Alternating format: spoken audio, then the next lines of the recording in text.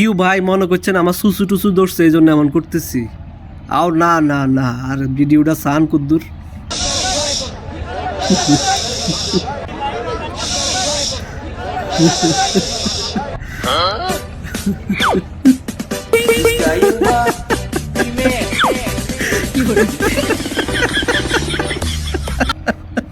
মানে পোলা পাইন যে কি পোংটার পোংটা, বুঝছেন?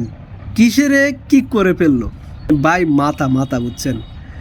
মানে ও ওর ওখানে প্রোগ্রামের মধ্যে লোকজনকে থামানোর জন্য